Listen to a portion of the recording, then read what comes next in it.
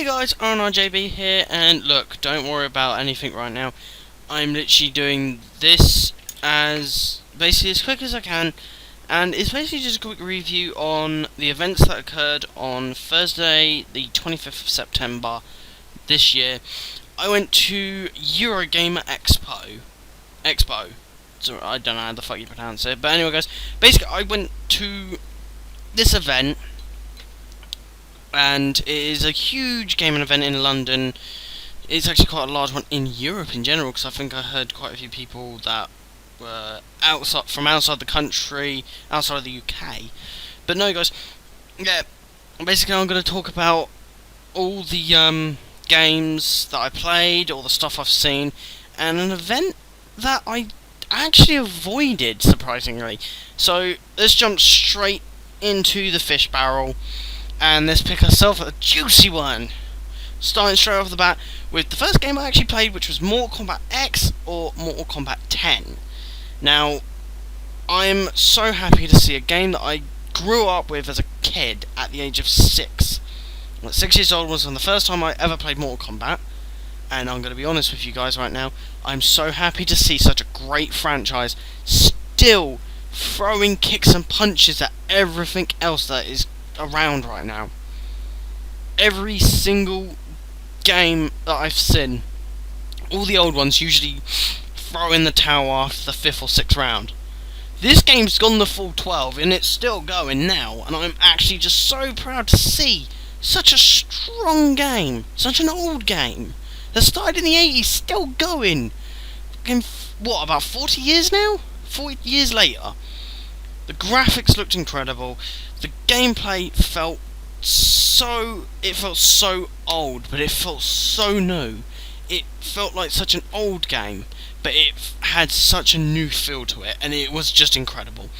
But no, guys, it is a game you want to keep your eyes open for. It definitely deserves to be on the pre-order list this year. Next game I'm actually going to talk about, guys, is actually Battlefield Hardline. Yeah, this is a shocker for most of you guys, but yeah, I'm actually going to talk about Battlefield Hardline. I don't care what any person says, oh, it's just cops and robbers, Battlefield's, EA and DICE are just ripping off about any other game that does cops and robbers. No, they're not. They've taken cops and robbers, they've taken such an old game, the old game of, oh, you're the bad guy, I'm the good guy, I'm going to chase you down and catch you and arrest you. No. Battlefield Hardline, actually, Battlefield took the most basic principles of cops and robbers and made it new. They made a new game mode called Hotwire. Hotwire, basically, there's 4 objectives, that's how many there was on the map I was on. And on these four objectives, they were cars, they were vehicles, they were bikes, cars. One of them was a tanker with a big fuel. It was an 18-wheeler with a fuel tanker on it. It was incredible. The game mode was incredible. The graphics. Okay, I played it on a PS4. I felt dirty afterwards for playing it on a PS4, but it was what they had it on. I wanted it to be on a 360 or a PS1. I really did. PS1, Xbox One. Sorry there, guys. Bit of a mess up, but no, guys, graphics wise incredible, gameplay was fantastic. It was a short game, surprisingly, only lasted about 10 minutes out of a 20-minute game. But no, guys, it was absolutely incredible, and I was so happy to play it, and I am looking forward to owning a copy of my own.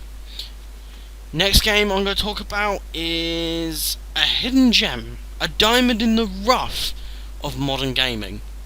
It is called Scream Ride. Scream Ride is, to explain it, it is a demolition roller coaster riding / driving. Yeah, you get to drive the roller coaster as well as ride it. Roller coaster building game. It is a game that I personally feel no person on this planet can hate. Not even a professional reviewer could hate this game. It is a game where you can actually turn around and say, I'm bored of playing everything else, I'm going to play Scream Rider.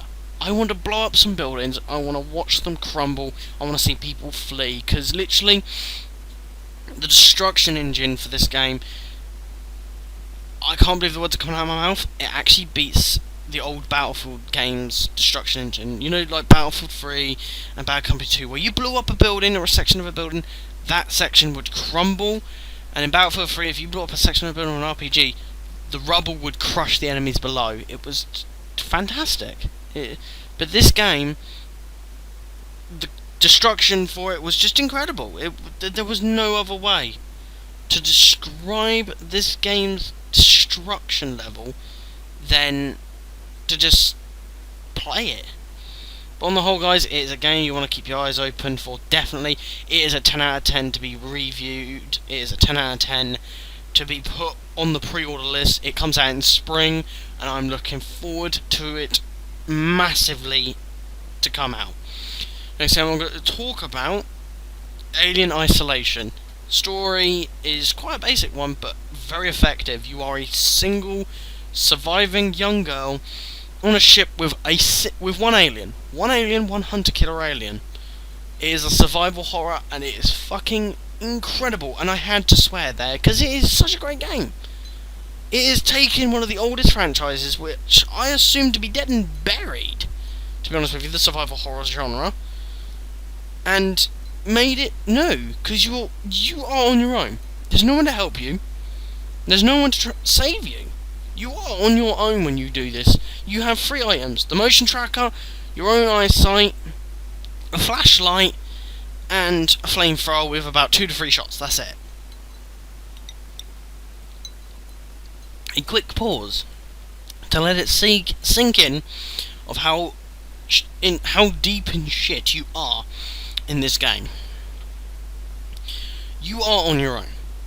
You have the 3 options to run, hide, and on the occasional times you have to fight. When I say you have to fight on some occasions, if you've got nowhere to run and you've got nowhere to hide close, use the flamethrower. You've only got about 2 to 3 shots, so make them count, and you've only got about 10 odd seconds to do a little bit of damage and wear the alien down a bit. But if the alien spotted you and you're far enough away, run around a corner, find a place to hide.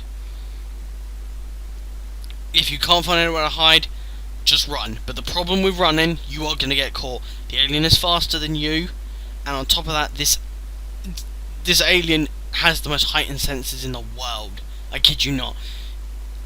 You do too much movement, too much activity, too much making noise, it finds you quicker and it takes you out quicker. It is ridiculous. It is a very difficult game. I don't even think the game was on the hardest difficulty. I think it was only on like at least normal.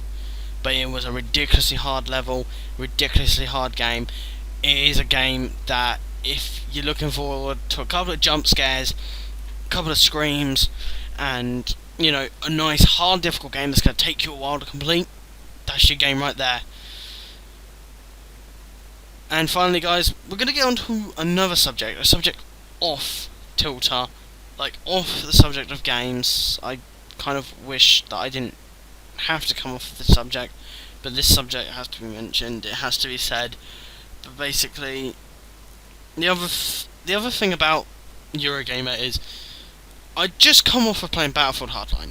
I literally went over to another game called The Crew to wait for my siblings, my brothers, and a good family friend of ours who came with me, and me and the family, when we went to go play these games, we went to Eurogamer, and basically, we, how do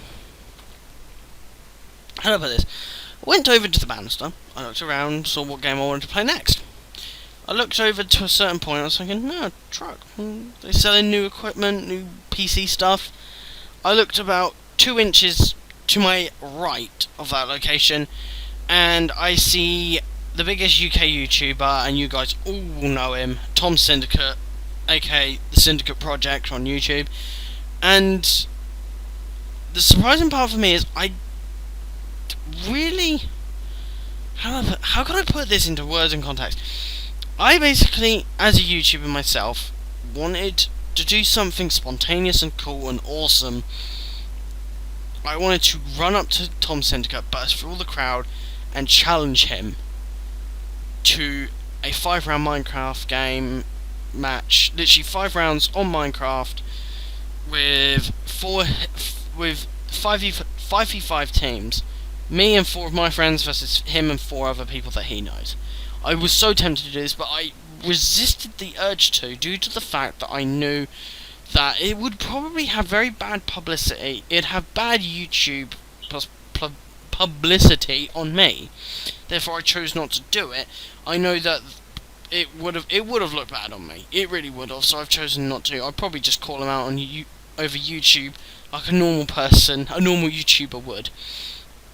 But I might not. I'm not too sure. But anyway, guys, I'm gonna cut the video here because you know what? I need to do some more recording. I know I haven't been recording in a while, but there is excuses and reasons, but I'm not going to tell you them because it is family matter. But anyway, guys, I'm going to go do some recording. I'm going to record the new Hunger Games. I'm going to do some more old school games. I'm going to get back to normal recording, and I'm going to start uploading more regularly starting Monday. Okay, guys? But anyway, I'm going to end the video here, like I said. And hopefully you guys take my advice on all these new games that are coming out over the next year. And I hope you enjoyed the video, and I'll see you all in the next video I do. Take care.